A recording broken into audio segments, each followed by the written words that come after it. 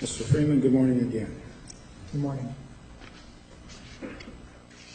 Yesterday when we ended our discussion, we were about ready to talk about the trip you made to Sedona and the Grand Canyon with Jodi and Travis. But before we do that, it's my understanding that you felt yesterday that you had given some dates that weren't quite accurate. Is that correct? That is correct. Okay. Let me go back through some of these time frames with you. So now that you've thought about it a little bit, when do you recall meeting Travis? I met Travis 2 years prior to my mission, my mission was 04 to 06. Okay. So the mission we talked about, you going to Canada, proselytizing, that sort of thing, that happened what years? 2004 to 2006. Okay. And then, so prior to, you had known Travis before the mission, I think yesterday you might have told us after, but that was before your mission, a couple years before, right? Yes, I knew him both before and after. I met him through prepaid legal initially, and then once he moved to Arizona, we became better friends because all of my friends within prepaid legal lived with him, and we started to hang out more. So by the time I left, he came to my farewell and hung out with me the week, quite a bit of it before I left. And you said left for your mission? For my mission, yes. Okay. And then we spoke a little bit yesterday about when you came back from your mission. Did you live with him, just to clarify, before you left on your mission or when you returned? I lived with him when I returned, Okay. the early part of 2007. Okay. I do believe I was there 3 to 4 months before moving back home. Okay. Now, as it relates to your mission work, we spoke about the proselytizing, the process someone goes through. And I neglected to ask in that regard if you have been either as a missionary or you're a lifelong member of the Mormon Church. Yes, sir. Correct? Okay. Have you been involved in a baptism at the church? Yes, I have. Okay. And this baptism, from what you told us yesterday, is my understanding that occurs after, if someone is a new member of the church, so to speak. That happens after the long process that you spoke about yesterday. Baptism's the final step, right?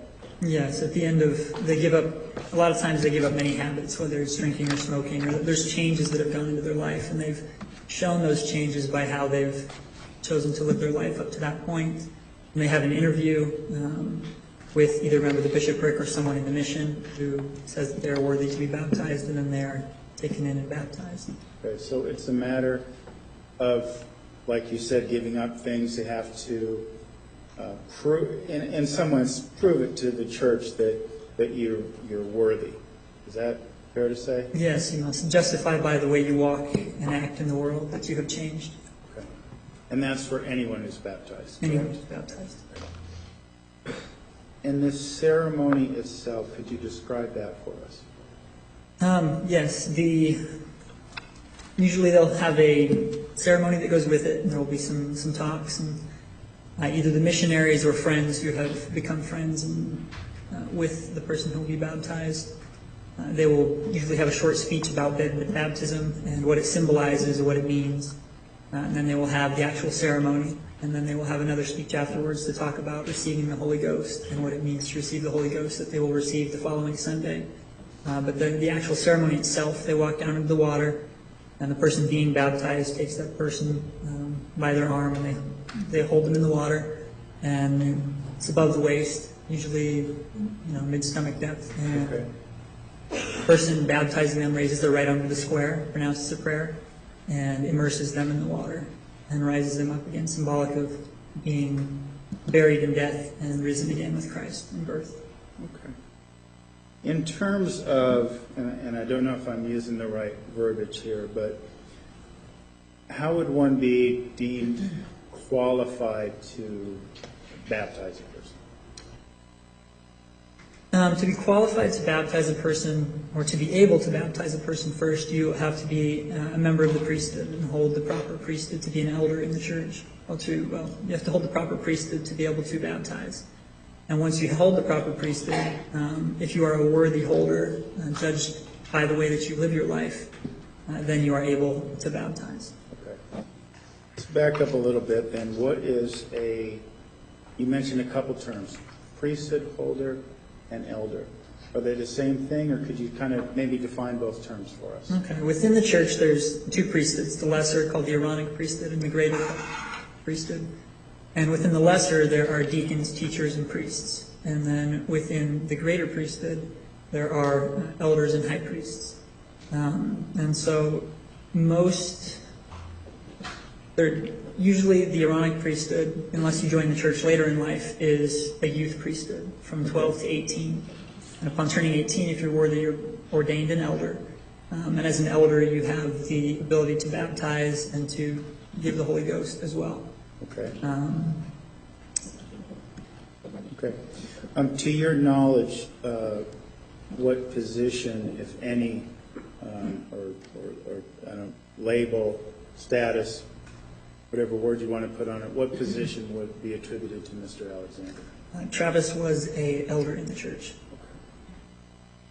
And being an elder in the church, somebody would have to come with the idea that they were living in accordance with Mormon principles, correct? Yes. And including the vow of chastity, correct? Is that a yes? Yes. Okay.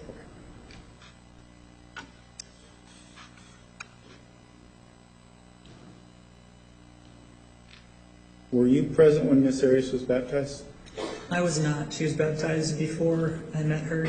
Travis talked about it when we went over to visit her the first time I met her. He'd mentioned that he'd given her the Book of Mormon and introduced her to the church. Okay. At that point in time, did you have any reason to believe Mr. Alexander was not living up to the principles of your church? No.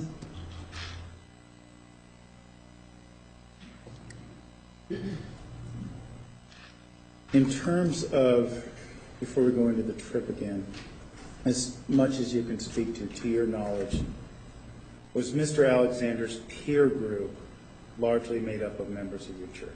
Yes, it was.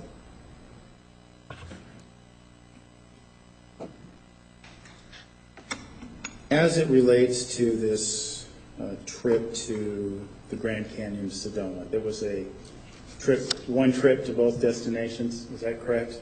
Okay. We heard yesterday about, during the Havasupai trip, which was the same summer, correct? Yes, it was. Okay. That they were acting as a couple, and there was also an undercurrent of couplehood, but a little tension, I think is what you described for us yesterday, correct? Yes. Okay. As it relates to Mr. Alexander and Ms. Arias acting as a couple, was that going on during the Grand Canyon Sedona trip?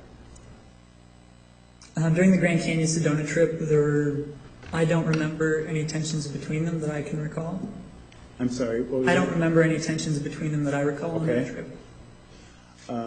Do you recall behavior consistent with them being a couple? For the most part, yes. The only thing I do recall was when we were to the contrary, was when we stopped in Sedona to eat that evening. Okay. On our way back to Phoenix. We went to a small restaurant there that Travis had heard about that was good. And while there, he made a joking comment to the waitress about him and Jodi not dating, and in kind of a flirtatious manner. Okay. And I didn't know how to take it. I just smiled and moved on. It wasn't any of my business. But And in a flirtatious manner towards the waitress, right? yes. Okay. And was Jodi sitting at the table at the time? Yes. What do you recall of her reaction? Not anything she said, but was she upset in any way that you could observe? I couldn't tell that she was upset, but she seemed to feel uncomfortable or unsure how to take the comment. Okay. Now this, I know they both occurred in the summer of 2007. This trip to the Grand Canyon, was it weeks later? Was it months later than the trip to Havasupai? I don't recall exactly the difference. I know that it was still cool outside when we went to the Grand Canyon in Sedona, because we were in jackets in Sedona. We went and saw they had a Buddhist shrine there that we went and saw, and we were all bundled up because it was cold. Okay. And I know that we went to Havasupai, I believe, in September. So. Okay. Do you remember the sleeping arrangements during this trip to the Grand Canyon?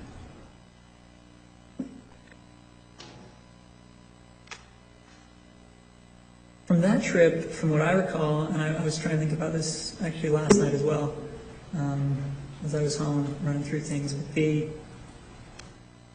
I believe that trip, we just did a day trip, because I don't remember, I think we drove up really early to the Grand Canyon, hiked around, and then stopped in Sedona on our way back down. Okay.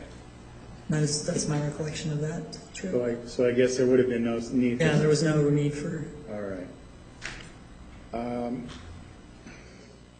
As it relates to this particular trip, were you of the understanding that Travis was also dating Lisa Andrews? No.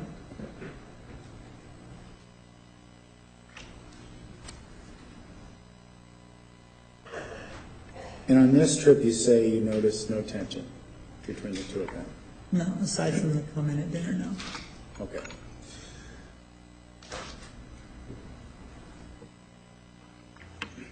Was there a point in time where you became aware of Travis and Jodi no longer dating? Yes. Once we had, this was after I'd moved back out, and Travis had started to, he made a lot more friends in the ward that was there. He'd started to have UFC fight nights at his house, and everyone would come over and watch the fights.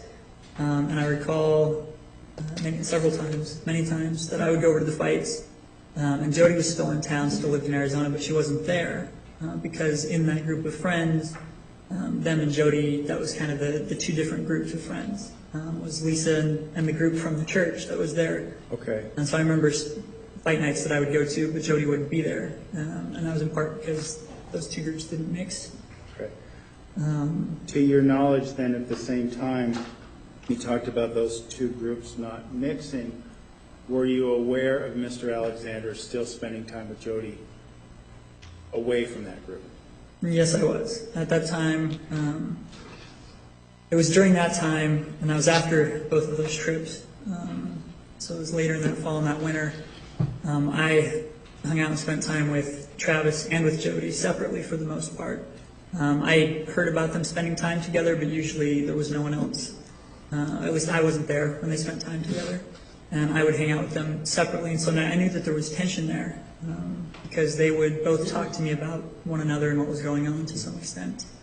But they were, I hang out with them separate, but they weren't officially split up. When they officially split up, and I don't know how that conversation went. Okay. I just know that in talking to Travis, he had said that he was going to talk to Jodi, or they were going to have an official conversation. And then sometime after that, Jodi had moved back to California. Okay.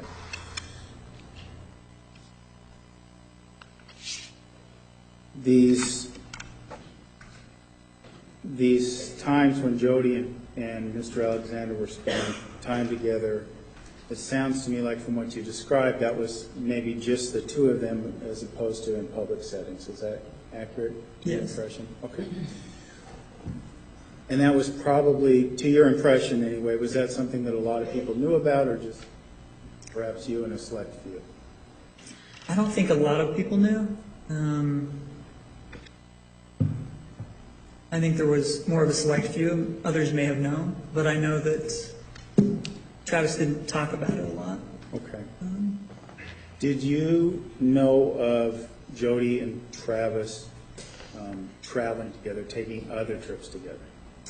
Yes, they went, there's two trips, I'm trying to think. One, I know they went on well, that one I think was a day trip. They went down to the balloon festival, and they had a lot of pictures that they took at that. It looked like they quite enjoyed it. And then they went on and I think it was around a convention that we went to, but they did a church history tour. Okay. Took 3 or 4 or 5 days and went and saw church history sites that I recall them talking about. Okay. So a church history site tour, so to speak. It was a road trip around the U.S. to the convention or to whatever was at the end of it and then back. Okay. Since you brought up the church history trip, we've talked a little bit about baptism and your work as a missionary.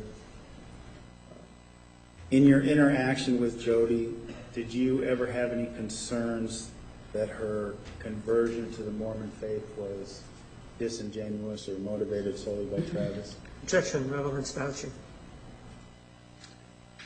Approach.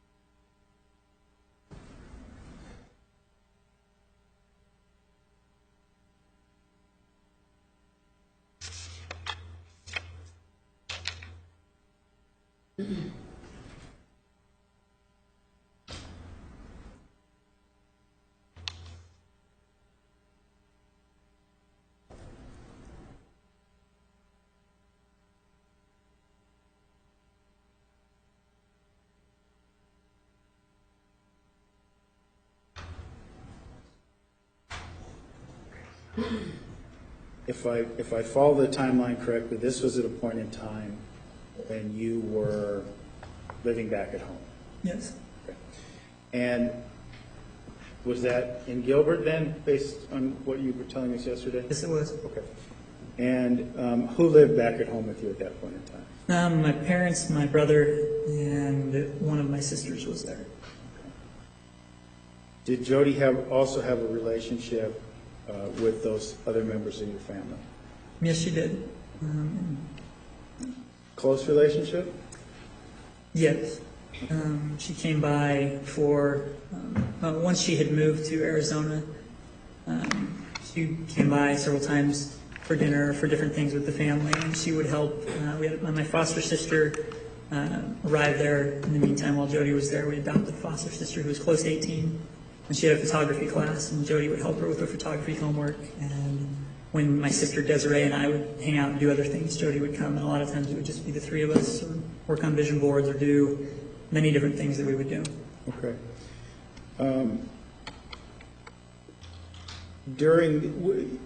We heard your sister's also a member of the Mormon Church, correct? Yes, she is. Are your parents also so inclined? Yes, they are. Okay. Were there, in the times of these interactions, or even the interactions you had with yourself, did you discuss the Mormon faith or church or spiritual issues with Jodi? Yes. Okay. Several of those discussions? A lot of the things we talked about had to do with spirituality or things that we were learning in general. The church specifically, I can think of several instances that addressed her conversion, or we talked about how she joined the church, or things that were going on in her singles ward where she was at. But I mean, it wasn't a daily topic of discussion, but we did discuss it. But you did talk to her about her conversion, her spirituality, how that worked for her, I guess. Yeah. Based on those conversations, do you have any reason, in your experience, do you have any reason to believe that her conversion was less than genuine? Objection, lack of foundation. It wasn't fair when she converted. Hearsay. Overall, Jimmy answer. No, I do not have any reason to believe it was disingenuous.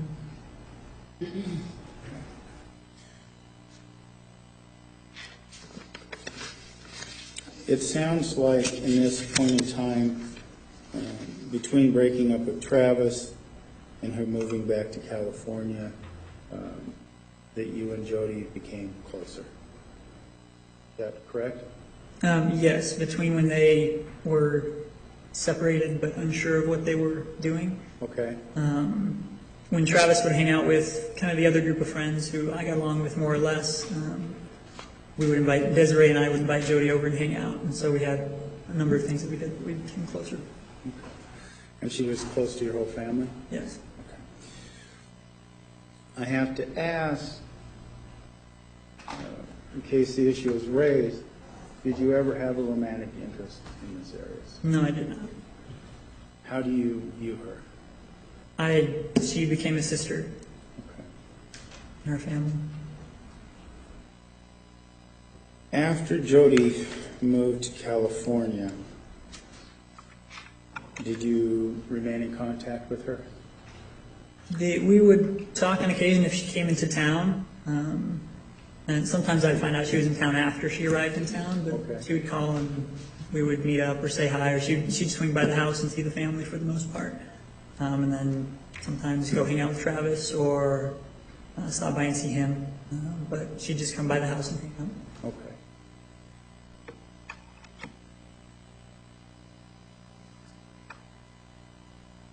Did you make contact with her after you found out that Mr. Alexander had passed? Yes, I did. Do you remember when that contact occurred?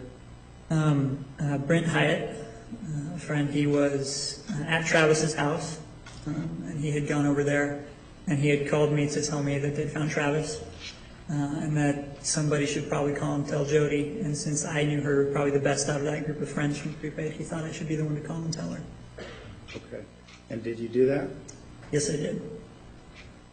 And I understand it was over the phone, but can you give us an assessment of her demeanor that you could discern over the phone when you advised her of this information? When I called, didn't know what to say, I guess you would say. I was no words really, and it took a minute. And I told her that Travis had been found dead, and the other end was silent for a moment, and I didn't know what to take of that, and just waited. And she after a moment, became emotional and started to cry on the phone. And I talked to her for a minute, but there was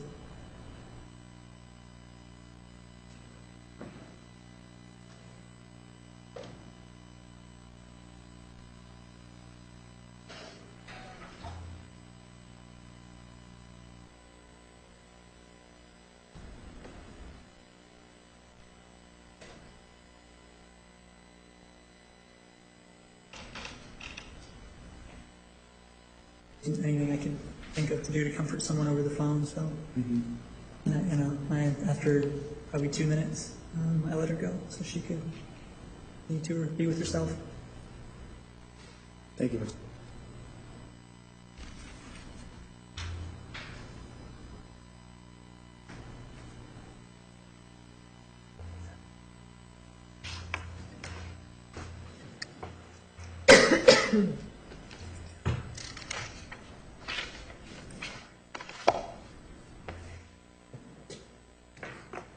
Doctor? I'm here. Caught you at a bad time, I'll give you a second. I didn't hear you. I said, I caught you at a bad time, I'll give you a No, second. I'm here. I'm fine. All right. Doctor, one of the things that you've been, in terms of the opinion that you've offered for us about Travis having a Dr. Jekyll and Mr. Hyde type persona, what we sometimes refer to as Travis T-Dog. Yes. My question is, do you see evidence that supports your hypothesis in what Mr. Freeman says? Yes. Could you describe what support you see in that in Mr. Freeman's testimony? Well, when Mr. Freeman is talking about, again, the public and the private, right, where Mr. Alexander is not particularly open with Miss Jodi publicly, but yet when they're on a trip, that's something else. He's out of the normal element that he lives in, the community that he lives in, people that that know him. He is someone else. He's more distant, not as demonstrative, not showing coupling behavior with Miss Arias, not being demonstrative in terms of holding hands, hugging, kissing, versus when they're on a trip, he's much more demonstrative with Miss Arias. Is there anything else you see here as far as this separation goes in terms of, we heard about this public and private, in terms of the effect? We heard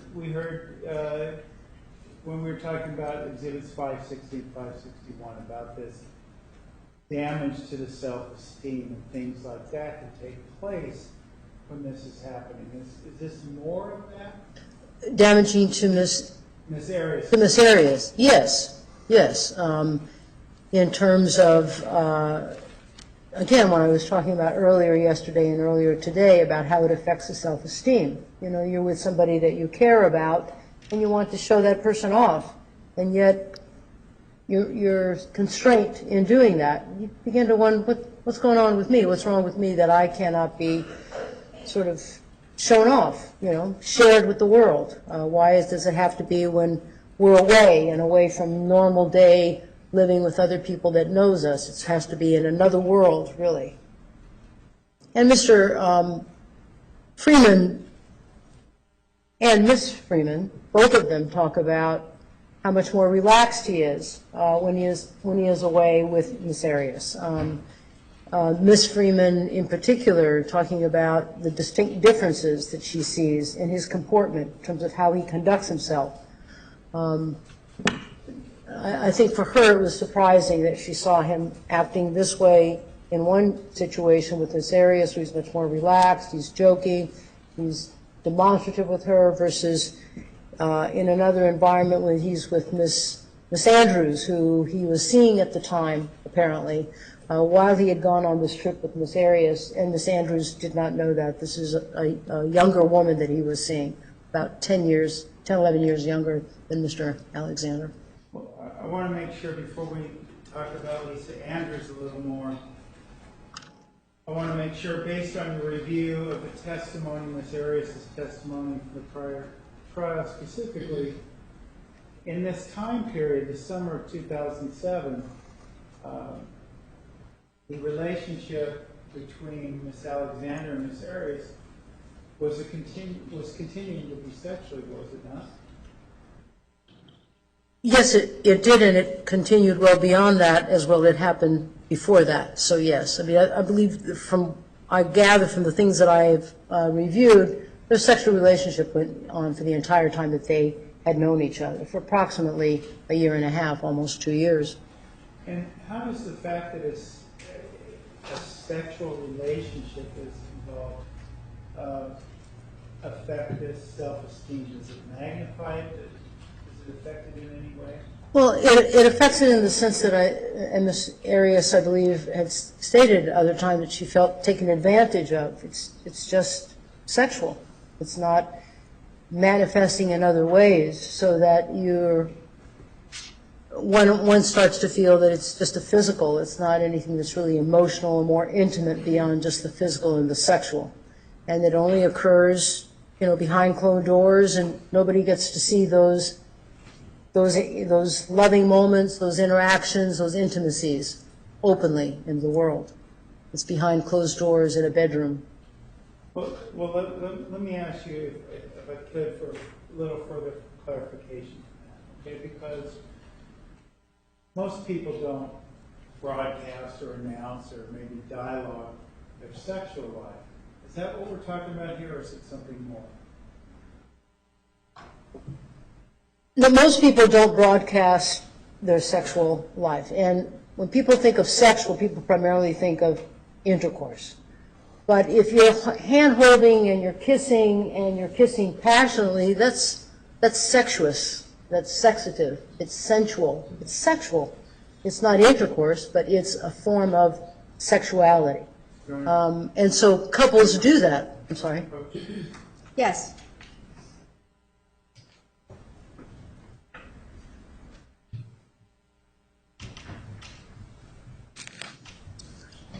I don't know if Mr. Martinez.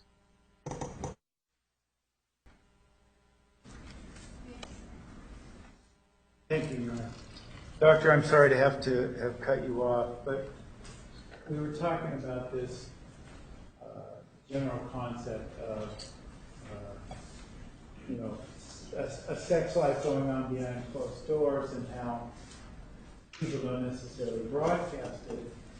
And we're talking about something different here, right? I mean, we're not talking about it was secret because they didn't put it online or write about it to everyone. This is something different. Yes. Can you describe what you mean by that and the impact that has on someone's self? The difference, I'm not sure I'm understanding your Well, question. the difference is in terms of their sex, the sex life that Mr. Alexander and Ms. Arias share. Yes. It was secretive, correct? That's correct, it was. But the secret nature of it was more, because you talked about the bedroom door being shut. But it's more than just it being a private, right? When I say secretive, it's more than just private, correct? It's more than just private? It's more than just private, like maybe a normal sexual life would be without it being broadcast. Yes, yes. And can you describe the difference in how that could impact someone like Ms. Arias? Yeah, and forgive me, I don't know if it's because it's late in the afternoon, I'm tired, but I'm having a hard time understanding the exact aspect. Mr. Martinez, I think, was saying something, I don't, okay. No, there was a recording going on in the back of the courtroom, so so that's what disrupted us. Okay. And I'm asking you to kind of continue where you were. You were discussing this, and I know you probably don't remember, so that's what I'm trying to do. I somewhat remember, I'm just a little confused by the question that you're talking about in terms of, being behind closed doors and, Well, sure. so I got a little lost in that. Late in the afternoon for me, maybe I'm not doing the best job. No, I think it's both of us here. Let me try again. Okay. Most couples' sexual relationships are private to some degree. Yes, Okay, they're not broadcast over the internet or bragged about or that sort of thing. that's correct. Okay. That's correct. But that's kind of a privacy issue. Would you agree? Yes, I think that that's a societal norm. People are not fornicating in the streets or openly in the car, or it's a private thing. It's in your bedroom, the door's closed, it's an intimate activity of two people. But I guess what I'm asking is the secrecy as opposed to the privacy of this sexual relationship. Okay. Something more than just the typical private sexual activities. Yes, there's another layer onto this, and that is. And describe that layer and how that could impact someone like Ms. Arias. Okay. The other layer is, one is, I think, when couples are together and they're intimate, it's consensual what they're engaging in, the privacy of their own bedroom. This relationship with regard to Mr. Alexander and Ms. Arias, it's beyond just being private behind closed doors, two consensual individuals. This is that nobody needs to know about this is happening. Usually couples that are together, when they're outside of the bedroom and seen publicly, you can see that they are together because they're hand-holding, hugging, kissing, have pictures together, go places together. If one is at one particular place and the other arrives, there's an open acknowledgement, a hugging, hi honey, how are you? Some sort of connection that you can see that these two people are together. That's not the case here with Mr. Alexander or Ms. Arias. The case here is that not in public, we're not openly demonstrative. It's only behind closed doors, and nobody really needs to know about that. That's unspoken in a way, but that's what they had practiced over a period of time. It's unconventional in the sense that a lot of the sexual activity that occurred also included phone sex, that I understand you had heard a recording of. That's unusual in the sense that Objection beyond the scope of question. Sustained. Well, let's talk about, though, I mean, in the context of unconventional sexual practices, and before we get into the phone call, we have this issue, if you will, with not even public not just, we're not talking about hand-holding and kissing. In some instances, the public, we've heard, what we read in the email, we're talking not even acknowledgement. Right? We're talking about showing up somewhere, not even saying hi until the bedroom doors are shut. yes. My question, I guess, is that even another layer of, be it unconventionality, to add to this? It's not only the unconventionality, but it also adds to the intimacy deficits. Not even to acknowledge. Here you're being intimate sexual with someone, and you're out in public, and you don't even acknowledge that I'm with you, that I even say hi to you, even though we've been intimate, we've been sexual. Gee, what's the matter with me that you can't even say hi to me? So that's the other layer. You don't usually see that with couples. They usually want to show their main squeeze off. They want to show that people are together. That's not the case here. However, when he's away from the community, when he's traveling, when he's with the Freemans, they openly testified about how demonstrative he was. They could see that they were coupling, so that you saw more of that normative kind of behavior when he is away from the community. Now, before we get into a little more into the unconventional practices, we heard about the recording, the phone sex recording. One of the names that came up throughout the course of the testimony of both Dan and Desiree was a woman by the name of Lisa Andrews. Yes. And you began to speak a little bit about her, but I want you to, based on what you reviewed, the materials, tell us what you know about Mr. Alexander's relationship with Miss Andrews.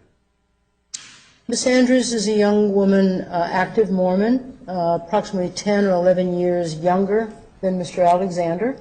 I believe she met him when she was 17 or 18. They met at the singles ward. She testified she had known Mr. Alexander just before going to a singles ward. At the summer of when the Freemans were testifying about that they had been traveling is about the time that the relationship between Miss Arias and Mr. Alexander, for lack of a better word, terminated, quote unquote. Mr. Alexander was almost simultaneously or shortly thereafter started dating Miss Andrews. I think it was less than 30 days, I believe. I think he started in July. And he had beginning to date this young woman. She was unaware of the trips that he was taking she was aware of the trips that he was taking with Miss Arias, but explained them to Miss Andrews as being innocent trips, that they weren't really engaging in anything. They had continued to date for a period of time, Miss Andrews and Mr. Alexander, and the topic of marriage again had come up. And this relationship, I think, went from about July of 2007 until, I think, February of 2008. And it was a short, when I say short, it was less than a year, from July till February. And it was sort of on and off again. I mean, you can see in some of the emails from Miss Andrews that, this back and forth, that she struggles wanting to be with Mr. Alexander, but not wanting to be with Mr. Alexander. And as she spends more time with him, there is an email that she articulates some of the things that she's not happy with regard to his behavior. Well, Doctor, before we get into specific emails, in terms of some of the other things we know about Ms. Andrews, you mentioned her membership. Hang on a minute.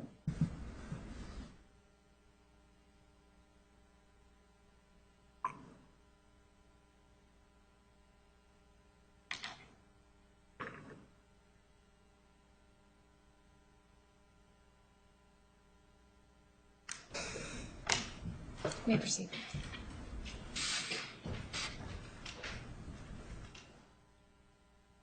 To your knowledge, in terms of this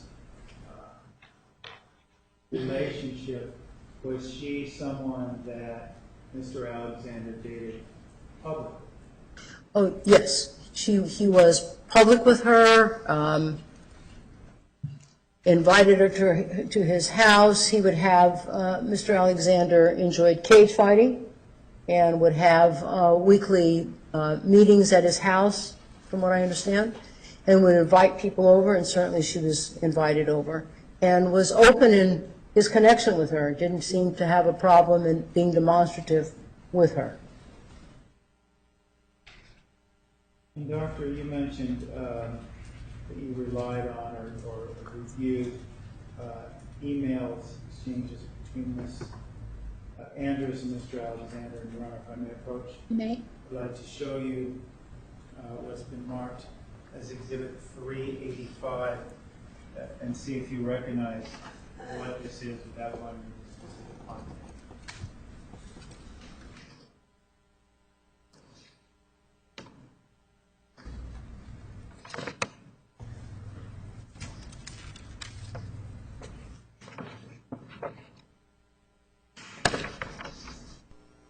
Yes. And what is that, Doctor? What is it? It's an email from Ms. Lisa Andrews to Mr. Alexander. And when was, based on what's on the document, when was that email sent? It was sent September the 23rd, 2007. Comments was moved to admit Exhibit 385. Any objection?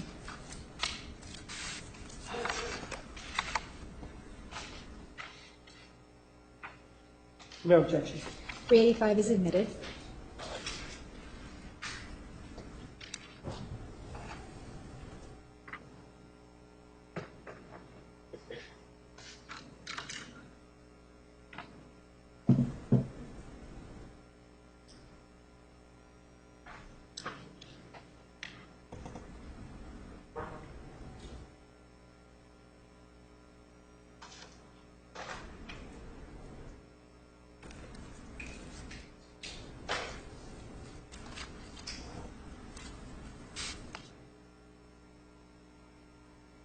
All right.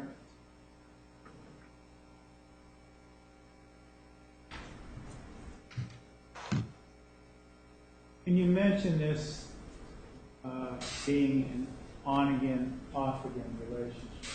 Yes. This particular email, what are we seeing here? Are we seeing the on or the off? This particular email, if you look, I think, at the second or third, but aside from that, I do feel this is a breakup. All right. And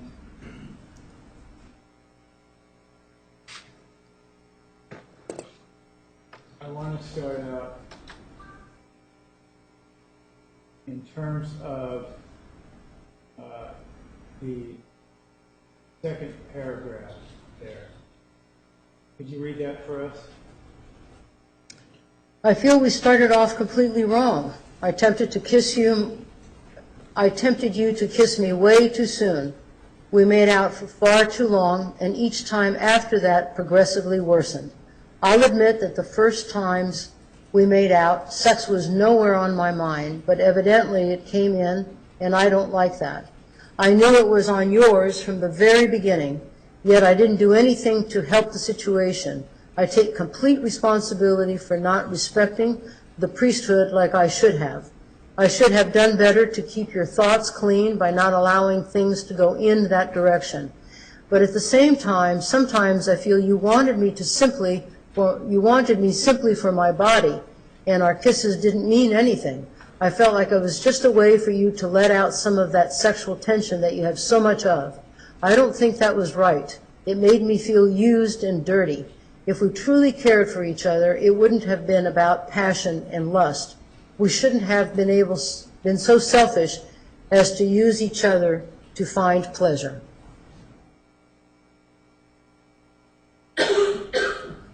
This email is written at a time where T-Dog, if you will, is also having a sexual relationship with Miss Arias. Objection leading. Is that correct? Overruled. Yes. And I use the acronym of T-Dog. I know we talked about Mr. Hyde as well. Is this evidence that you see that supports this idea that we had this Dr. Jekyll and Mr. Hyde? Yes. Try that first, Well, with Miss Arias, Mr. Alexander was primarily sexual and didn't exchange openly in the culture, the community that he was living in. But here with Miss Andrews, she's talking about how he was more interested in himself, his passion. That she, as she says there, I felt like I was just a way for you to let out some of that sexual tension that you have so much of. It made me feel used and dirty. If we truly cared for each other, it wouldn't have been about passion and lust. She's focusing more on it just seems like it's more about sex than it is about caring for one another, being more non-sexual, not necessarily platonic, still romantic, sexuous, sexative, but not to where she's feeling used and dirty. And are we seeing we talked about the intimacy deficit.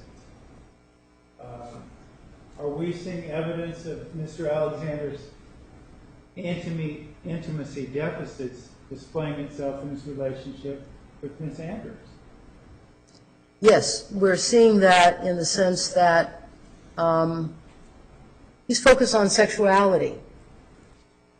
He's focused on, as she says, lust and passion, and less on other aspects of a romantic relationship where you can be intimate with someone and you don't have to have the lust and the passion. And it appears to me that it's difficulty navigating that, manifesting that with her. It's below the belt. It's not necessarily above and below the belt.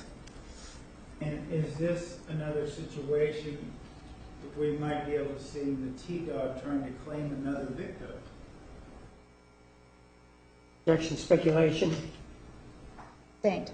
Based on your opinion and your analysis of this relationship and what we've reviewed about the T-Dog and his victims that Mr. and Mrs. Hughes echoed in their email, is this consistent with that in your opinion? It is somewhat consistent with that because, if I could explain Sure, the answer? Explain. Because Miss Lisa Andrews is a what's considered what is termed as pioneer Mormon. She has not been converted. She's well established in this Mormon community and this culture. She is a known quantity and quality.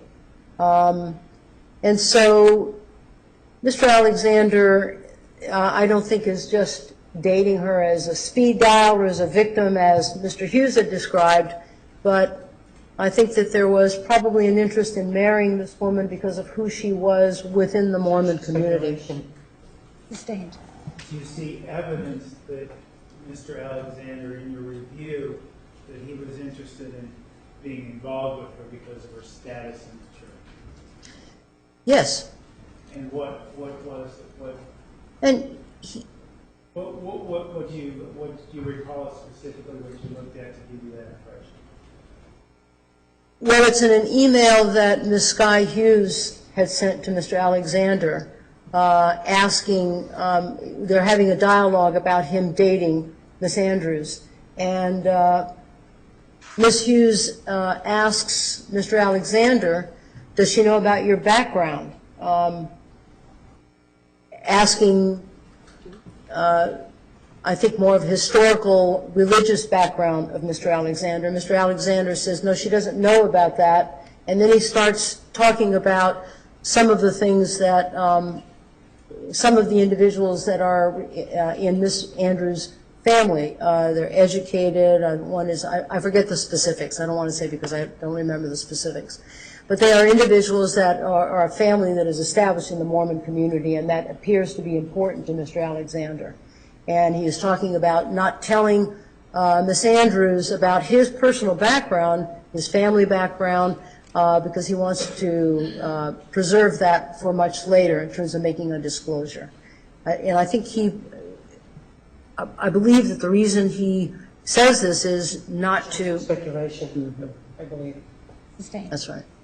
Well, let's talk about this then, though. Is this,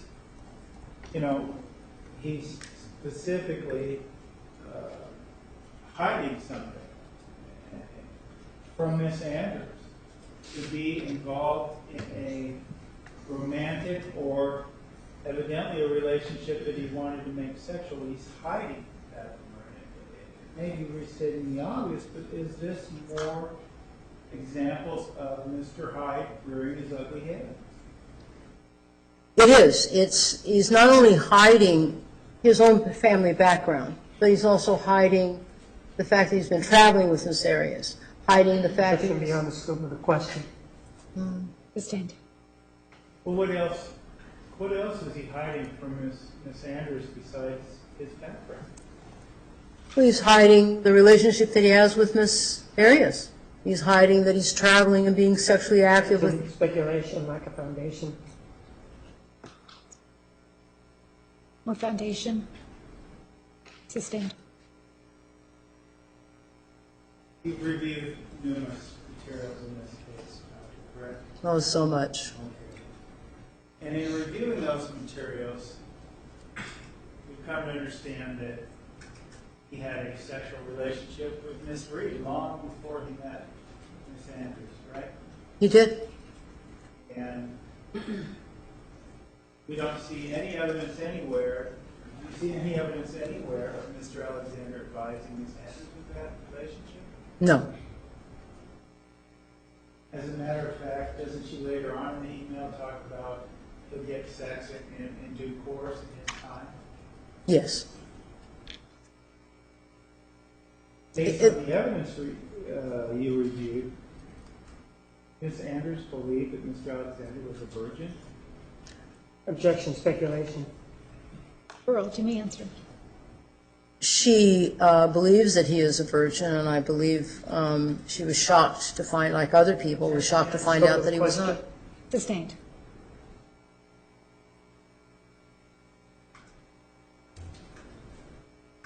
So Mr. Alexander, Mr. Hyde was, that aspect of him was hiding significant things from this woman, Miss Andrews. Yes.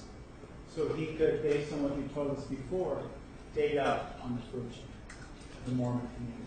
I don't know if I said that, but Those aren't your words. You didn't say date up. But this woman with esteem in the Mormon community. yes.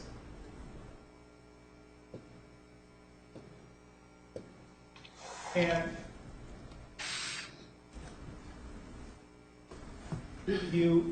we talked, or when you read the sentence that Mr. Alexander has so much sexual tension, as she referred to it, Miss Andrews' words. Do you see Mr. Hyde or the T-Dog as someone who's very much, based on the evidence you reviewed, very much motivated by sexuality and obtaining sex from them? Yes, that's a high priority for Mr. Alexander. Yes. And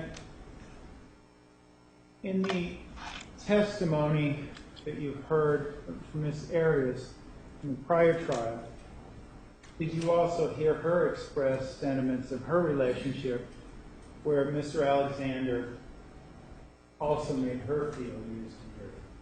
Yes.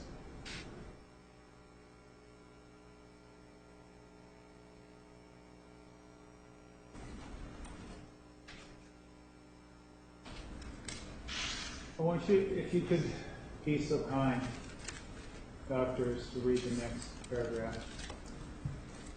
Along that note, I asked you several times not to grab my butt, especially not in public. You persisted. It made me feel like you weren't really listening to me. And there were words that I didn't use because you didn't like them, but when I asked you not to talk about sex so much, you did anyway. It was like you didn't care how I felt about that.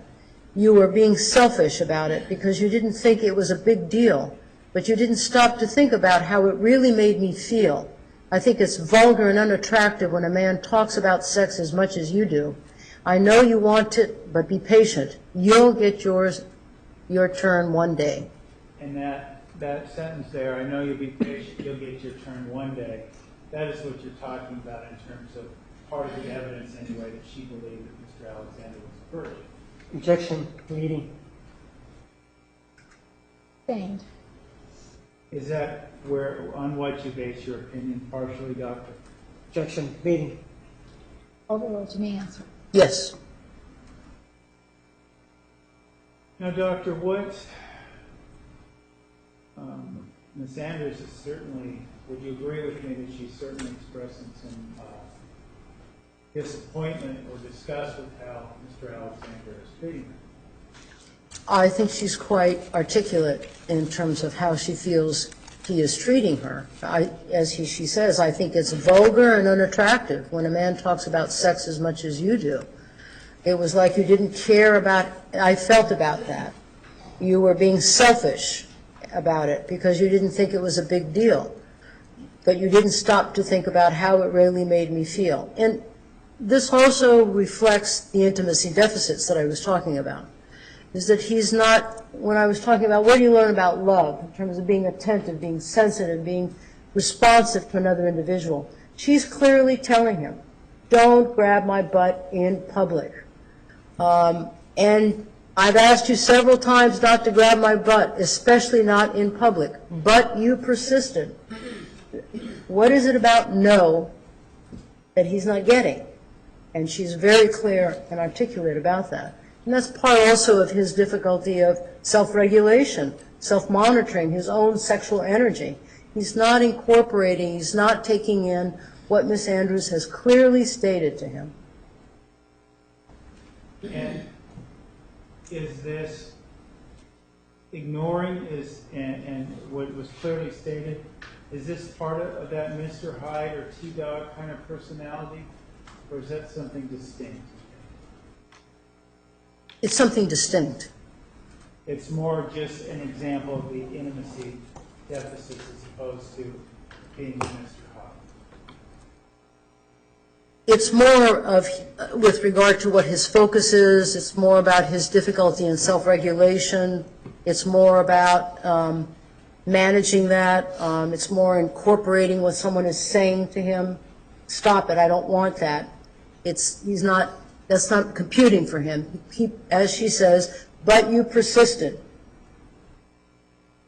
So it's not that that's Mr. Hyde / T-Dog. That's more Mr. Alexander.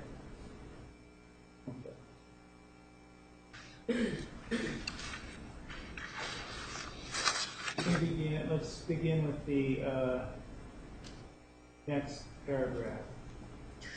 There were times when sometimes I felt like you were trying to mold me into what you wanted me to be, into what you wanted me to be. I think personal development is great, and it's awesome that you are so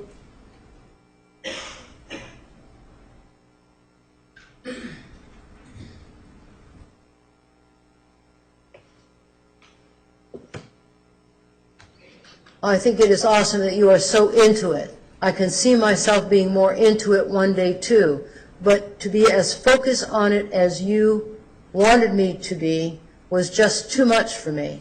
You pushed me too much to be something you wanted me to be, and I didn't always feel that you appreciated who I am today.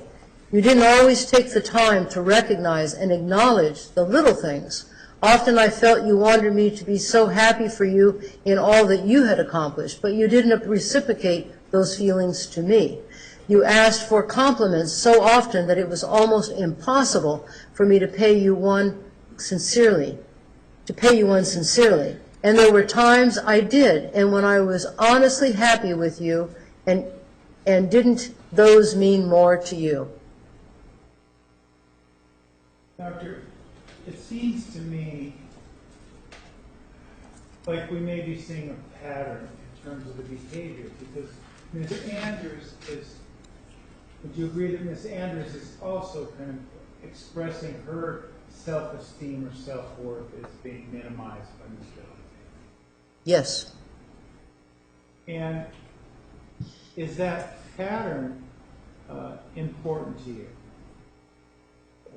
Yes. And can you explain why and what the correlation you see is?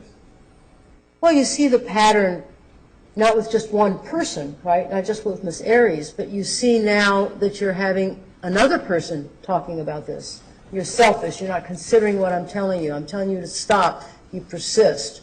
You're focusing on yourself. So you not only see it with one person, but you see it in other areas. So when you see I'll call it a variable, when you see a variable or an aspect of an individual over here, and then over here, and then over here, and then over here, it's part of who that person is.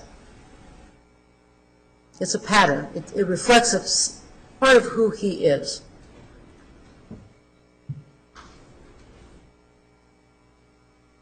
And so we're clear as well in terms of what we said before. You talked about a pattern. It's who he is. You're not diagnosing Mr. Alexander, are you? No, I'm not diagnosing, I'm not treating, I'm not making recommendations of that. I'm simply looking at a pattern here of what we see about a fellow that is having difficulty in managing his own sexual energy. And I think that I've said that's the struggle, I believe, that it is for Mr. Alexander, is that spiritual and that sexual. Sustained. Well, in terms of your analysis of this struggle as well, though, that's also, it's not a diagnosis, a psychological conclusion about Mr. Alexander, is it? No, it is not.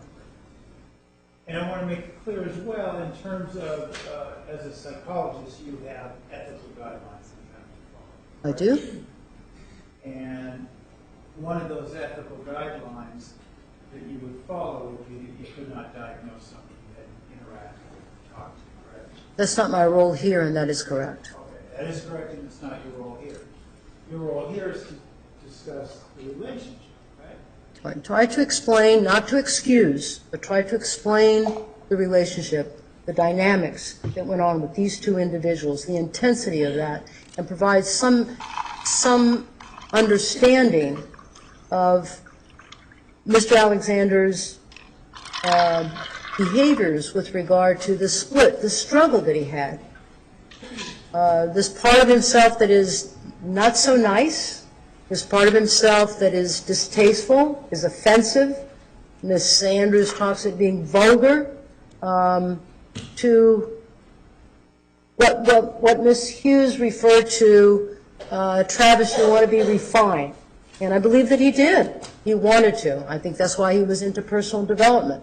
But I think this was his struggle. And Ms. Andrews, who is cares about him, and you'll see that in another email,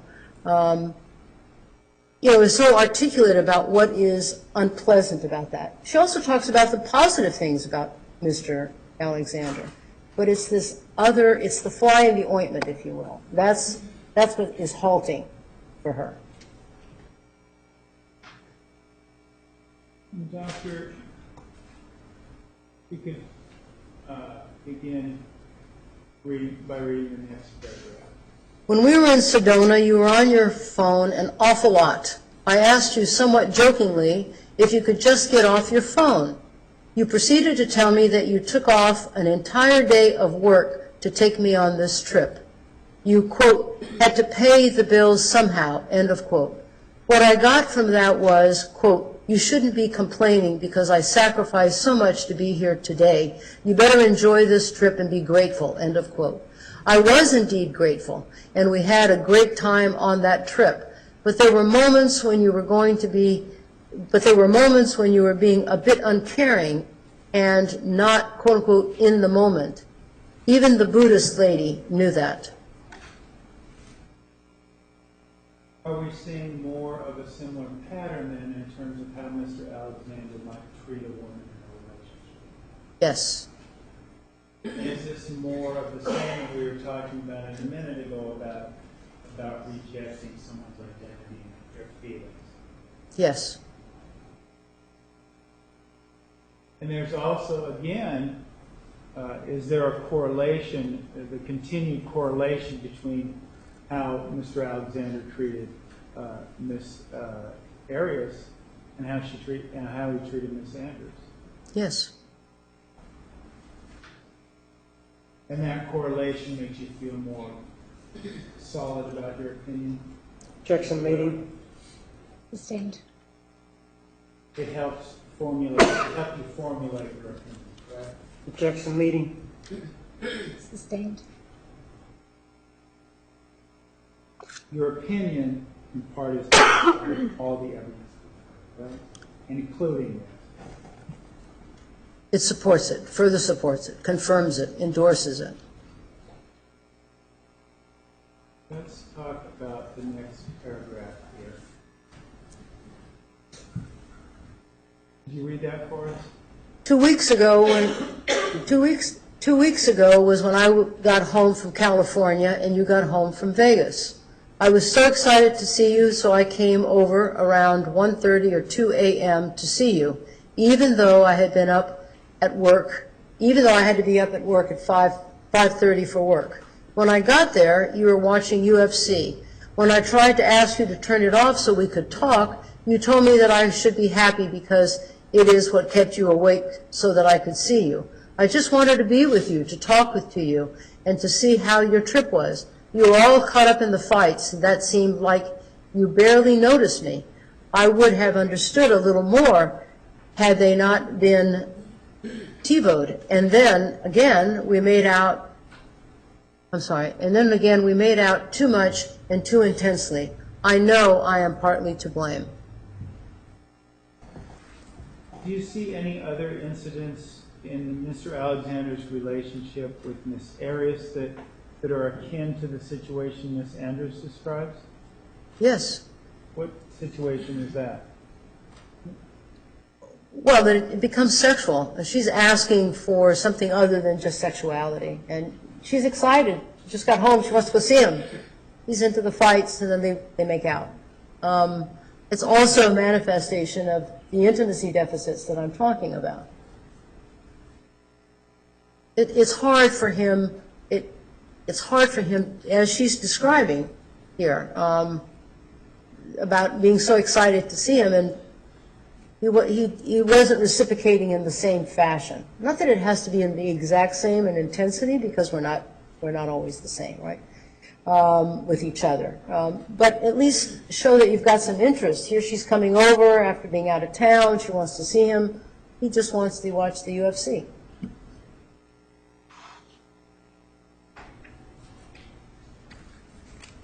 We could go to the next paragraph, Doctor. As much as I have a concern for myself and who my husband will be, I have a greater concern for who the father of my children will be. I don't think we agree on enough to have a family together. The values I embrace were shot down before I could even really express how I felt about them. You explained that there were many things that you didn't know much about or were wrong about, but were specific things that you were certain of. You weren't willing to budge or compromise on those because you knew that's how things should be. My ideas were almost useless, and this is where most of the molding came into play. As far as the public education system goes, I've concluded there were flaws. Where there were flaws. Wait a minute. I've concluded where the flaws are. I lost my place here. Flaws are. The parents. You have the parent that just doesn't seem to care about their child or how they do in school or where they will get their next meal. Those parents just let the school handle it and claim that the government should make their lives better and do something to take care of the children that these parents brought into the world. Then you have parents who think their kids are too good for the school. If they don't care about a particular subject or class, these parents tell them that it's okay and they don't have to do the assignment because it's menial and irrelevant to their goals in life. The ones who take this stance are just as bad, if not worse, than the aforementioned parents, because they are teaching their children that it is okay to disrespect authority. I want my children to have a solid foundation of knowledge on a number of things, but sometimes they may have to take classes they once thought were mundane to grow to appreciate them in the end. If you know you have to get something done anyway, why not put everything into it you have to into it? Those who do that will have a greater love for all the things around them. I think, Doctor, that makes a little more sense of this if we can continue into the next paragraph. I asked you once what you thought about me becoming a teacher. You said something to the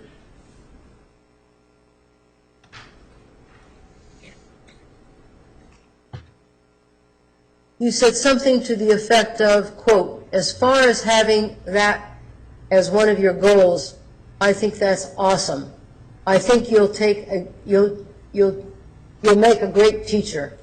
But if that's what you want to do with your life, I think it sucks. What is that supposed to mean? I mean, of course, there are many other things that I hope to achieve, but being a great teacher takes years and a lot of hard work. It's something I see myself becoming amazing at doing and loving every minute of it. But to get to that point, I just can't teach for 1 year or 2 and think I've mastered it and check that off my list. I see it as a big part of my life, and you basically told me it was worthless. In this paragraph, do you see, again, more rejection by Mr. Alexander of things that are important to Ms. Andrews? Yes. Based on the prior paragraph about her passion for teaching, it sounds like it's something that's very important, that she's very passionate about. Do you agree? Yes. And I know that we're talking about, again, more, are we talking now again about more rejection of identity and diminishing of self-esteem in this relationship?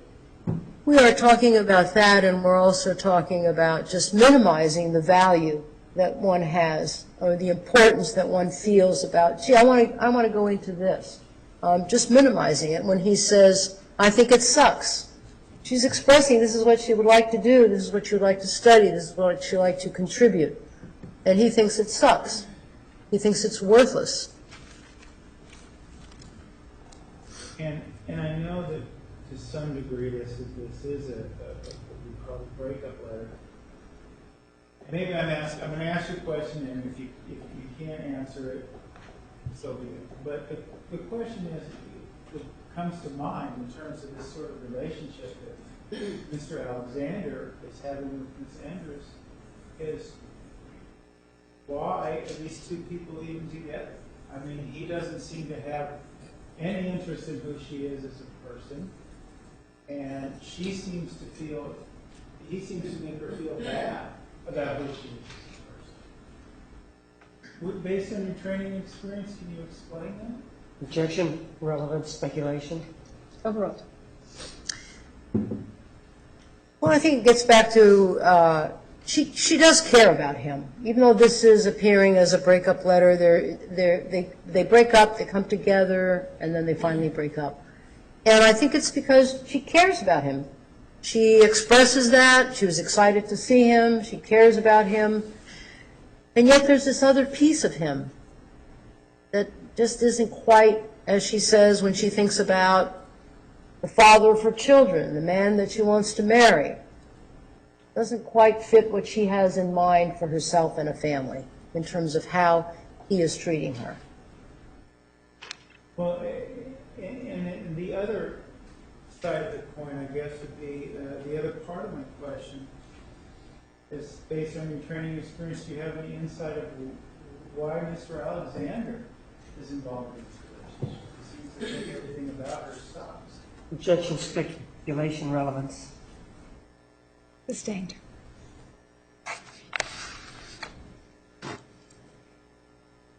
Certainly seems like he's rejected who Miss Andrews is, based on her words. Is that true? Objection, speculation. Sustained is phrased. In your opinion, based on the verbiage and the pain and the rejection that we've talked about Miss Andrews feeling, it seems like Mr. Alexander isn't really interested in who she is as a person. Objection, speculation, leading. Overruled. To me, answer. He is interested in Miss Andrews, as I said earlier, as to who she is in the Mormon community. Objection beyond the scope of the question. Overruled. May continue. Thank you.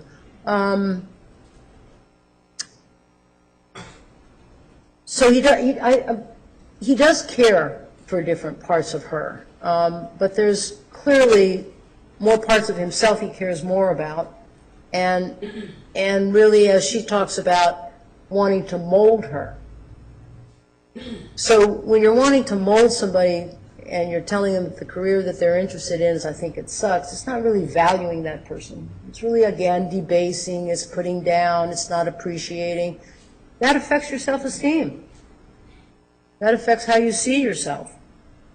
So it's the same pattern that you see with how he was with Miss Objection Arias. beyond the scope of the question. Sustained. Is this a pattern you also see as it relates to Miss Arias? Yes. Could you explain that?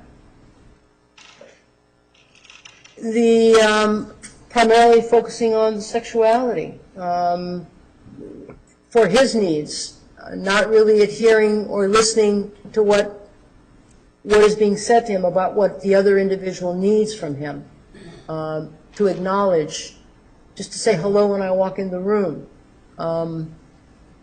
not to feel worthless, not to feel debased.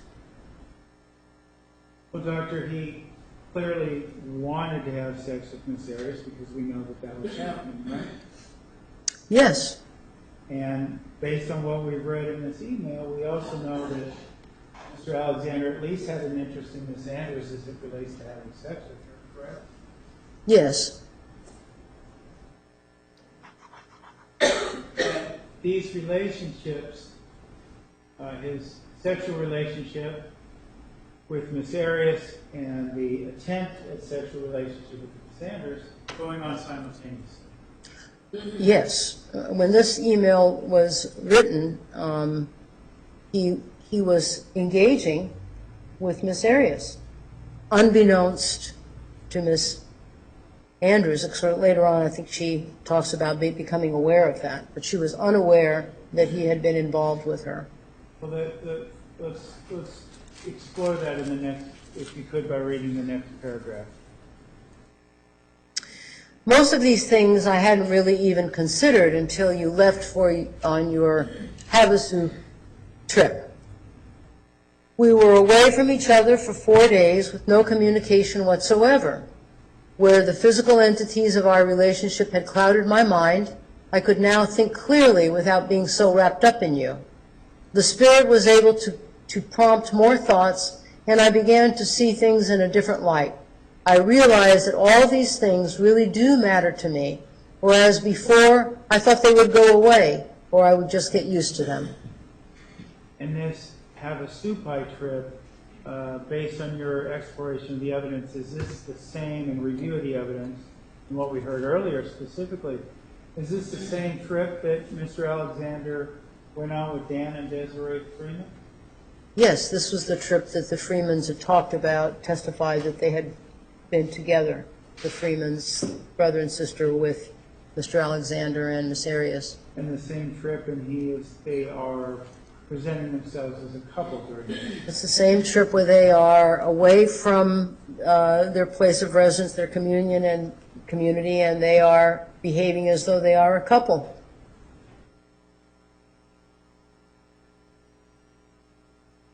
Let's get to the next paragraph, if you will.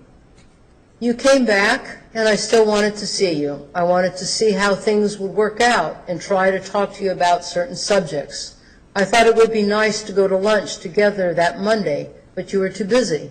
I can understand that, but when I got back really late from my trip, I still came to see you. It didn't bother me too bad, but it did hurt a little. That night, I had told you that I was stressed out about certain things, but you seemed disinterested in what I had to say. That hurt. So I may have clammed up a bit. But I did listen to your stories of your trip. For some reason, they all tended to be negative. Why is that? Isn't it true that you see people's true colors when they are in a situation that doesn't go so smoothly? I've seen a side of you that is awesome, and that side I like. But I feel that you overreacted about a lot of things having to do with your trip, and it was not attractive. I wasn't there, so I can't say that you have to listen to that or take that, but it's just an observation of the aftermath. And are we seeing more of the same pattern here in terms of this recantation of this conversation? We are seeing that. We are also seeing just what we have been talking about for the last day and a half or 2 days, which is this other side of Mr. Al. Question. Sustained. Can you explain how you see this pattern? You see this pattern in Miss Andrews' description of Mr. Alexander. There's a side of you that is awesome, and it is awesome. You can hear his friends talking about that, his family talking about that, but it's this other piece that others don't always see. And Miss Andrews has seen this, and she is talking about that, that it's not so attractive, and it's negative.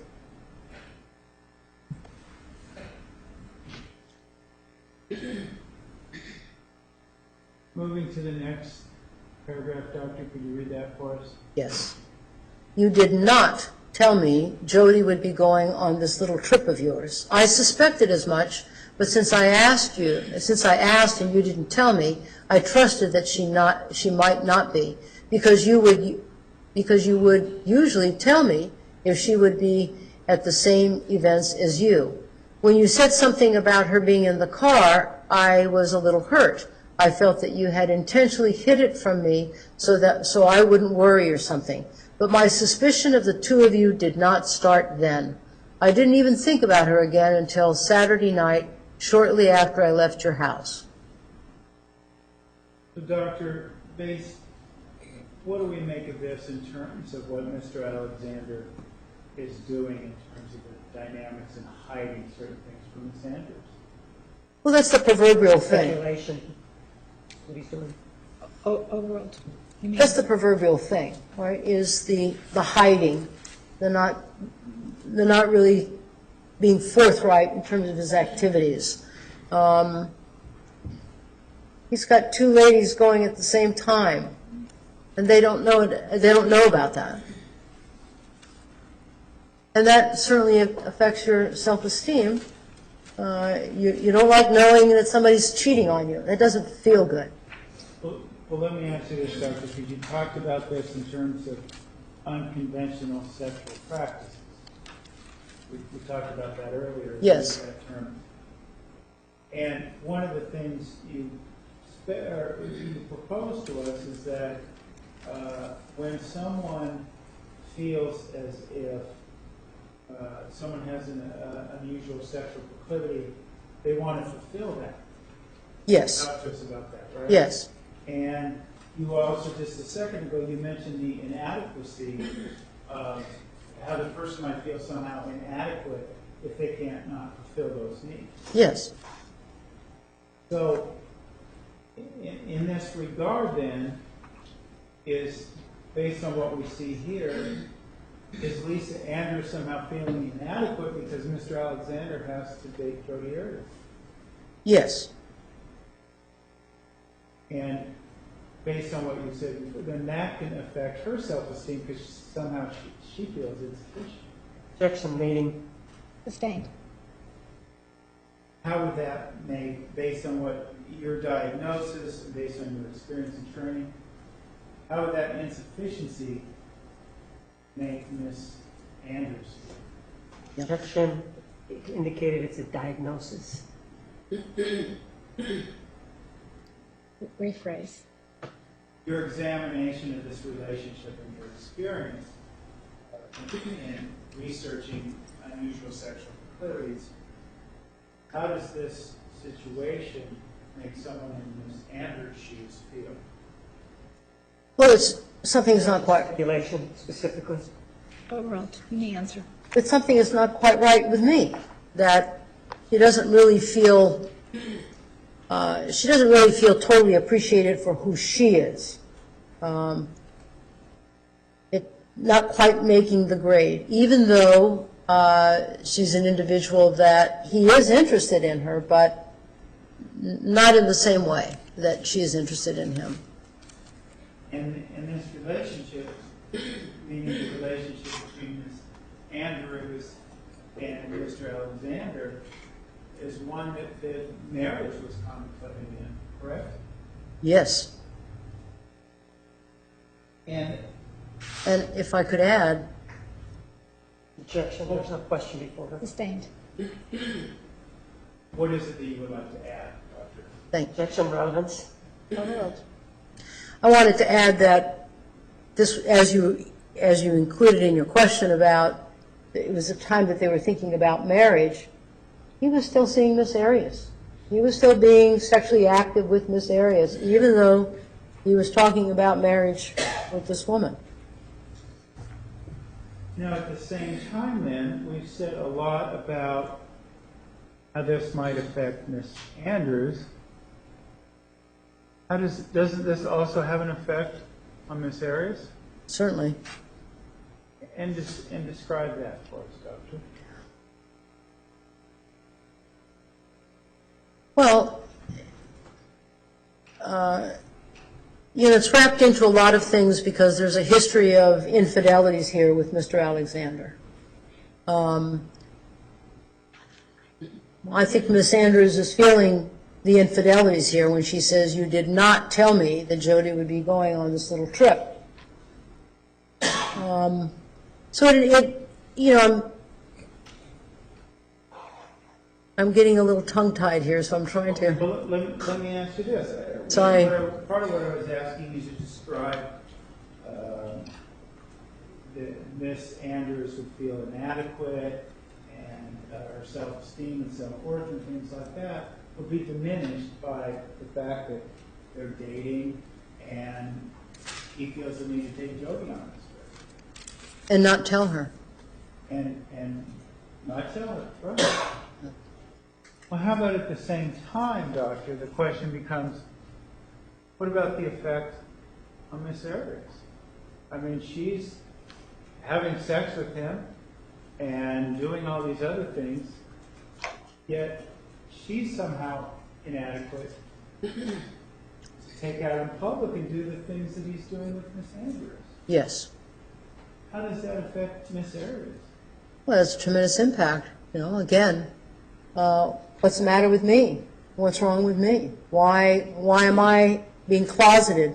Why does it have to be secretive, covered up underneath the table, not seen? But with this woman, it's different. So certainly has an impact. So in September of 2007, we have T-Dog, Mr. Hyde, dating two different women and damaging both their self-esteem. Is that correct? Objection, meeting. Overruled. Yes. Judge, I think. All right, ladies and gentlemen, Monday, 9:30 a.m., 9:30 a.m. Please remember the admonition. Are there any questions? Well, I see there is one juror question, but are there any other questions? Have a nice weekend. You are excused.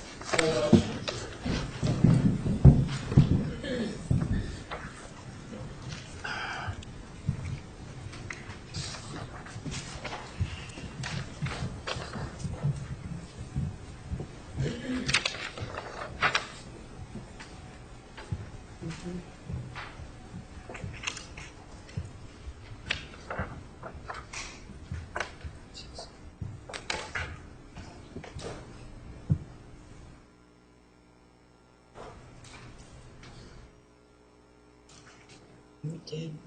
And I'm so sorry, I went so fast this last night. I just know that anyway. Counsel, please approach. You're skilled. You're skilled.